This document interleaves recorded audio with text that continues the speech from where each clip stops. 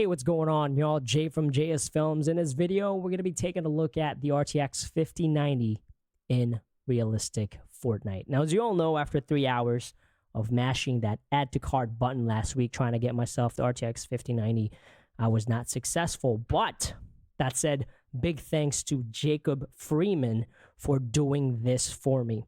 So what we're going to be taking a look at today is my Unreal Engine 5 for Fortnite map that I just released. I basically asked Jacob if it could test out the RTX 5090 in this map right here. So that said, a couple of disclaimers. A, Fortnite is only using DLSS 2. Now, I wanted to do this because the RTX 5090, everyone's kind of reviewing the DLSS 4, DLSS 3 stuff. I want to know how it will perform in a non-DLSS 4 game, if you will. Now, what's crazy is we used to do this in Editor and Pi, but now we can actually test this out straight in a packaged game, which is Fortnite. Another disclaimer is this entire level map is only 300 megabytes. So we're talking about the skeletal mesh, the static meshes, the textures, the materials, the props, everything 300 megabytes. So it's not really like the most or highest quality game out there, but I was still pretty curious to see how it will look with the RTX 5090. So that being said, I'm going to have the video go ahead and play because I can't play it. It's 4K. It was recorded at 4K AV1 and my computer's not fast enough to play it in the background. So I'm going to go ahead and overlay it in front of you guys right now. So let's talk about specs of the computer. It's the AMD 9800 with the RTX 5090. And what's interesting is that the screenshot that you saw in the beginning and this video that's playing right now is actually DLSS 2 4K performance mode. Now, as soon as I open this up on my computer, I was actually shocked at how sharp DLSS performance is now. As you all know here, we've been playing with DLSS for the longest time.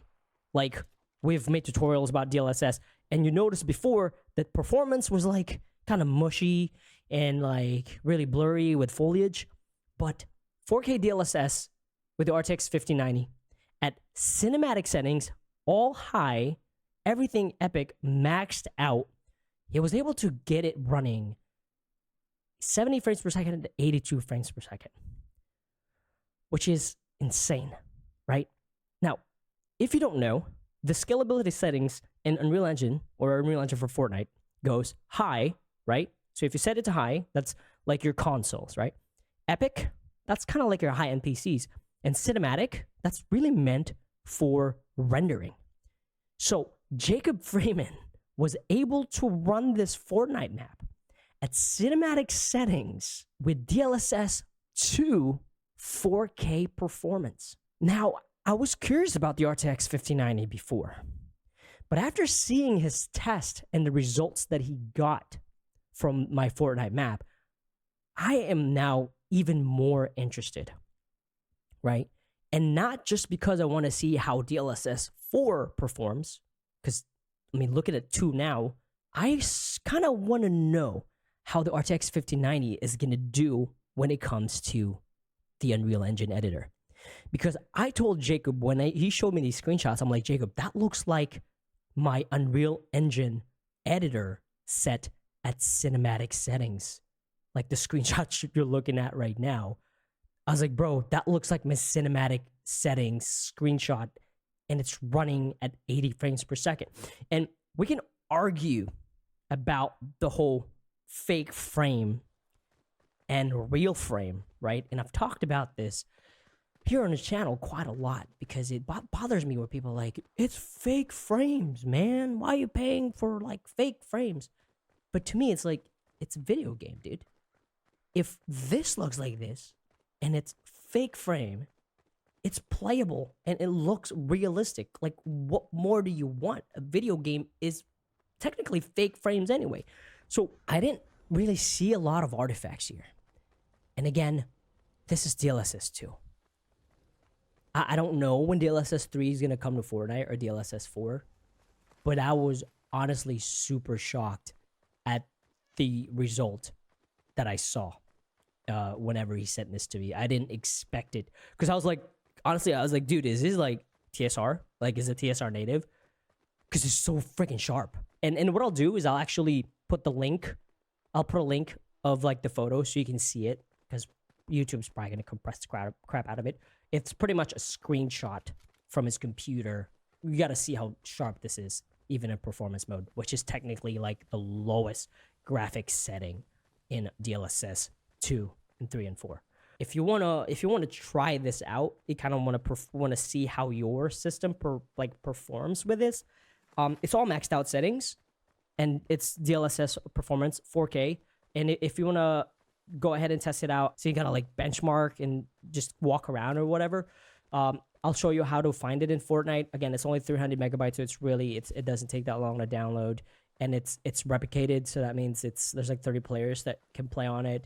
But my goodness, man, I'm impressed. But that said, am I just being overly impressed right now, or can your computer do this? Yeah, you know, like I would love to know your opinion on this. Obviously, like always here on the channel, we have this community, and I would love to know what y'all think about this. Because to me, from $1,700 of the RTX 4090 to $1,999, I know I'm not the scalper situation. That's like a whole new topic. But for me, the RTX 3090 and the 4090, I paid same day on release day MSRP. So if we're talking just 1,700 to 1,900, the 5090, 32 gigs of VRAM, bro, that's a heck of an upgrade. If you can, you know, I'm not even talking about DLSS 4 or gaming and stuff like that. But for me, a 1999, 32 gigs of VRAM in Unreal Engine and rendering, oh, that's a no-brainer. Because, come on, there's just nothing else out there that could perform for the price point. I mean, NVIDIA technically owns the market right now. They have been owning the market for so long that they could, and what's funny is they could charge more for this.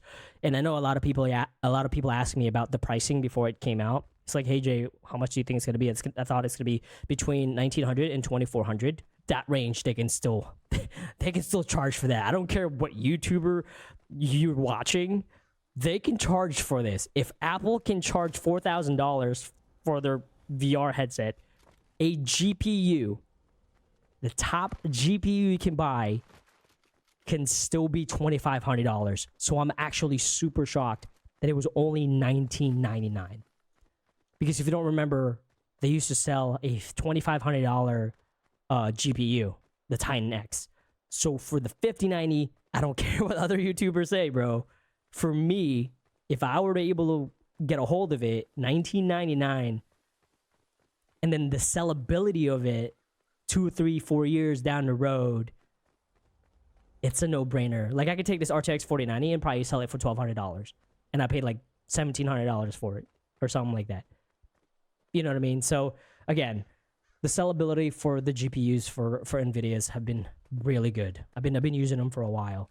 That being said, if I am able to get a hold and test one of the RTX 5090, you know we're going to try and destroy it in Unreal Engine 5 and Fortnite. See y'all later. Peace out.